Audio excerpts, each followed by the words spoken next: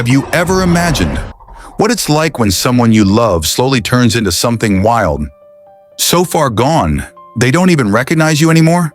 This isn't just a story about a curse. It's about family, buried secrets, and what happens when a person starts to lose control, as the animal inside begins to take over. Back in 1995, a mountain climber went missing in the remote wilderness of Oregon. Locals believed the man had caught some kind of animal virus, something they called hill fever. But for the indigenous people in the area, the sickness had a much darker name: wolf face. The story then shifts to a young boy named Blake. Ever since he was little, Blake was raised by his father, Grady, a man known for his strict discipline. Every morning, Blake had to wake up early, eat breakfast, and get ready. At the same exact time every day, they'd head deep into the woods to hunt. While walking through the forest, Grady would teach him all kinds of things. One of the most important, how to tell mushrooms apart, which ones were safe to eat, and which ones could kill you. But since Blake was just a kid, his attention was easily pulled away by things he found more interesting. As they hiked deeper into the woods, they spotted a deer in the distance. Grady quickly got into position, ready to take the shot. But just as he took a deep breath, he realized Blake was no longer beside him. Turns out, Blake had moved off in another direction, trying to find a better angle. But as he aimed at the deer, he saw something far more terrifying: a strange figure, standing still, hidden behind the trees. After scolding Blake, the two of them suddenly heard a strange noise coming from the woods. Not wanting to take any chances, they rushed off to find shelter and came across an old cabin nearby. I wanted to get a better shot at the deer. Do you want to get hurt? With his rifle aimed at the door, Grady braced himself for whatever was coming. Heavy footsteps echoed through the woods, and the creature slowly began climbing toward the cabin. Once things felt safe, Grady stepped outside to look around. That's when he found the deer they were hunting earlier, completely torn apart by something, maybe more than one thing. He told Blake it was probably the work of a wild bear that roamed these woods, but the truth is, Grady was hiding something. He wasn't being honest, and Blake had no idea. That night, Grady quietly reached out to someone named Danny over the radio. During their conversation, he admitted he had seen the creature locals call Wolf Face. I almost shot it. Grady. The story then jumps 30 years into the future. Blake, now a grown man, is seen walking through the city with his young daughter, Ginger. On their way home, Ginger acts just like any other kid, playful, energetic, full of joy. But that energy makes Blake uneasy. He warns her to settle down. But then Ginger accidentally bumps into a man passing by. That sets Blake off, not because of the small accident, but because she didn't listen to him. The way Blake reacts mirrors exactly how his father used to raise him. That night when they got home, Blake and Ginger were greeted by Charlotte, Blake's wife, just getting back from work. With a tired smile, Charlotte said hello, then handed her husband an envelope. Inside was a will, left behind by Blake's father, who had just passed away. But it wasn't just a will. Blake explained to Charlotte that there was also another letter tucked inside, one that described how his father died, and it wasn't an ordinary death. Hearing that, both Charlotte and Ginger looked heartbroken. But for Blake, the news hit differently. It brought back a deep sense of regret. He realized he never really knew his father, and it all started from the day he chose to leave home, because he was afraid of what he had seen all those years ago. The next day, Blake stopped by Charlotte's workplace. He brought her lunch and shared a plan he had in mind. He wanted to take Charlotte and Ginger on a little vacation. The destination? His late father's old house. At first, Charlotte hesitated. Work made it hard for her to just leave like that. But then she realized maybe this was a chance to reconnect with Ginger, since the little girl had always been closer to Blake. A few days later, the family hit the road, heading to Oregon. Everything went smoothly until they got close to the destination. Suddenly, Blake pulled the car over. He looked unsure, staring at a fork in the road. It had been so long since he'd been here. He couldn't remember which way to go, and with no cell signal, GPS wasn't an option. Luckily, not long after, they ran into a young man named Derek. Derek turned out to be the son of Danny, Grady's old friend, the one he had contacted on the radio all those years ago. Once Derek realized who Blake was, he offered to help, gladly showing them the way so they wouldn't get lost on their own. During the drive, Derek tried making conversation. He asked all kinds of questions, including about Blake's job. Everything felt casual, until suddenly Blake slammed on the brakes. Something was standing still, right in the middle of the road. The car swerved off and ended up teetering between the trees. Derek opened the door in a panic, but fell hard to the ground. Realizing the car could tip over at any moment, Blake rushed to get Charlotte and Ginger out through the window. Once they were safely outside, he felt it. Something moving in the woods. He quickly shut the passenger door, still hanging open, and that's when he saw it, a creature approaching. It smashed against the window, then went straight for Derek, who was still lying helpless on the ground. Without mercy, the creature dragged him into the forest. Without wasting a second, Blake climbed onto the car and helped Charlotte and Ginger down to safety. What none of them realized was that they were being hunted. Once inside the house, Blake immediately checked every room. He made sure all the doors and windows were locked tight, anything to keep his family safe. Once everything seemed secure, he headed down to the basement to fire up the generator. A few moments later, the lights came back on. Blake then went to check on Ginger, who still looked completely terrified. That night, he kept watch by the window, eyes locked on every movement outside. Meanwhile, Charlotte was clearly shaken by what had just happened. Confused and anxious, she tried to make sense of the creature they saw, but Blake wasn't entirely sure either. He told her it was probably just a wild animal, though deep down, he couldn't shake the doubt creeping in. Even through the uncertainty, one thing kept replaying in Blake's mind. Right before the crash, that creature was standing, just like a person. After checking that the front door was locked, he started searching for his father's old radio. He hoped it still worked, so he could send a signal and call for help. But as he dug through the house, a horrible stench hit him. The smell was coming from the fridge, still packed with his father's hunting meat. Some of it was raw and rotten, but a few pieces, like cooked venison, still looked good enough to eat. Blake tried a small bite, but suddenly felt a sharp pain in one of his teeth, probably from the impact during the crash.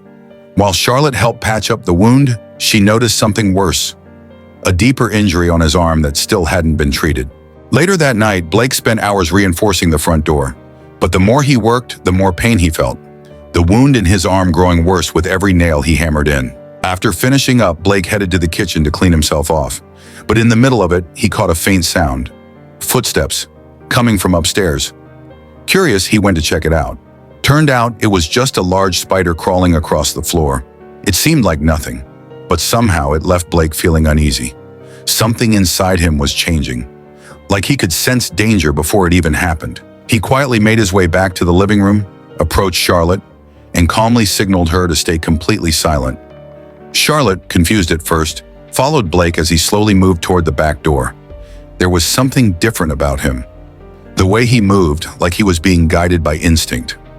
Struggling to stand, he heard a strange sound, like a broken radio transmission crackling through static. But it wasn't a radio. The sound was coming from Charlotte. She was desperately trying to call for help using Blake's father's old radio. She explained that they'd been attacked by some unknown creature and that her husband was badly hurt, maybe even infected. Even while staying calm, Charlotte could feel Blake's eyes on her from the shadows, watching her every move. She was deeply worried about him, but at the same time she had to protect their daughter, who was still fast asleep. Blake's condition kept getting worse. He could no longer speak.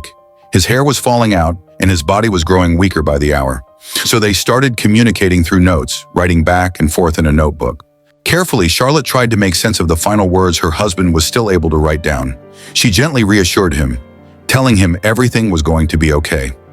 As a wife, she couldn't imagine life without Blake, and more than anything, she knew Ginger still needed her father. But Blake was slipping fast. He was losing touch with the world around him. Charlotte's voice started sounding like distant echoes, and even his own words came out strangely, like they weren't his anymore. While tending to his wounds, Charlotte noticed something terrifying. Blood was leaking through the bandage on his arm. When she unwrapped it, the injury looked far worse than before. Panicked, Blake suddenly sat up, clawing at his arm violently, like something inside his body was beginning to change. Heartbroken, Charlotte could only watch as the man she loved slowly turned into someone, or something, she no longer recognized. She stepped toward the window, trying to calm her thoughts, and that's when she saw it, an old vehicle parked near the shed. Without wasting a moment, Charlotte rushed down to the basement. She searched for the car keys, grabbed a spare battery, and tucked a knife into her jacket, just in case. Now she was the one leading her family, holding on to their only hope for survival. Escape. The three of them made it into the old vehicle, but the tension spiked. Charlotte tried to start the engine, only to realize the car hadn't been used in years. The gear shift was completely broken. Panic set in. With no other option, they sprinted toward a nearby tent. But even that wasn't a safe place to hide. From underneath the fabric, the creature was already closing in, clawing, lunging, trying to rip through and get to Ginger. Luckily, Charlotte and Blake managed to pull their daughter away, just in time. In the chaos, Blake made a bold decision. He told Charlotte and Ginger to run back to the house while he took off into the woods, drawing the creature's attention. Charlotte didn't have a choice. Holding her daughter close, she ran, as fast as she could, back to the house. Once inside, she locked the door behind them and froze. Everything outside had gone. Silent. Too silent. Curiosity pulled Charlotte toward the window, and what she saw shattered her heart.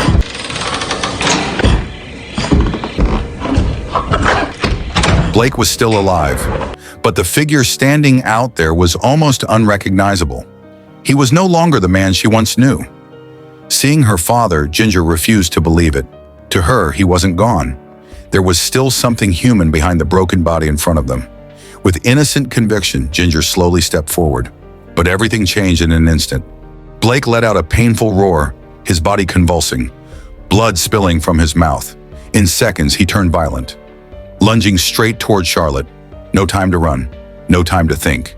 She could only stand frozen, as the man she once loved now stood before her, completely changed. In that painfully close moment, Blake finally came to terms with a harsh truth. He was no longer part of the family he loved. The realization hit him hard, and with a heavy heart, he made the decision to walk away, so Charlotte and Ginger could survive. But before he could leave, they were ambushed. A sudden attack forced them back into a fight for their lives. Amid the chaos, Charlotte did everything she could to protect Ginger, while still helping Blake face the terrifying creature head-on. Together, they managed to bring it down. The creature collapsed, motionless. But in that moment of relief, Blake saw something that shattered him even more. A tattoo, marked on the creature's arm. A mark he knew all too well. The monster they just killed was his father. Knowing his own time was running out, Blake made one final choice: to leave the house before it was too late. His body trembling in pain, he stumbled into the woods until he finally collapsed. That's when the transformation began. Blake's body twisted into something strange and terrifying. But the most heartbreaking part, he lost every memory of who he was. Back at the house, Ginger began to question everything. What really happened? How did her grandfather turn into a monster? Still weak, Charlotte tried to explain. Her father had once vanished in the woods. Everyone thought he was dead. But in truth, he'd been infected by a mysterious disease. And now that same sickness had spread to Blake. Just as the weight of it all set in, the lights suddenly went out. The house was swallowed in darkness. Charlotte knew something was out there. She peeked through the window and saw Blake, but it wasn't him anymore. What stood outside was a creature with sharp fangs and empty, soulless eyes. Charlotte quickly pulled Ginger back. Carefully, she stepped away, grabbing a knife, ready to face whatever came next. They escaped the house and took shelter in a dark old shed nearby. Inside, Charlotte spotted a heavy metal chain. She grabbed it, hoping it could be used as a weapon. But before they could even prepare, Blake was already there. The creature had found another way in. Thankfully, Charlotte had set a trap, and just as Blake stepped forward, the mechanism snapped shut. For a moment, they had a chance. Charlotte and Ginger didn't waste it. They ran, as fast and as far as they could. But even trapped, Blake didn't give up. He bit into his own leg, just to break free. And once he did, he began to crawl, still hunting them down. Meanwhile, Charlotte and her daughter arrived at the site of their old accident. There they stumbled upon pieces of a body. What was left of Derek, another victim of this nightmare. Knowing the place was no longer safe, Charlotte took Ginger and kept moving. They pushed forward until they reached a secluded cabin, hoping to hold on even just a little bit longer. The cabin wasn't unfamiliar. Years ago, when Blake was a child, he once hid there with his father. It used to be a place of safety. Now, cruelly, Blake had returned to it as the threat. But when the creature stood at the cabin door, he didn't attack. No rage, no roar, Just a blank stare. That slowly shifted into something else. A quiet, wounded plea. And in that moment, Charlotte understood. Somewhere deep inside that creature, a part of Blake still remained. And that part was asking for only one thing. End it. Once it was over, Charlotte and Ginger slowly stepped forward, toward the body that once belonged to a husband and a father. Ginger couldn't hold back her tears. There was nothing left to do, except let go of the only person who had always been there for her.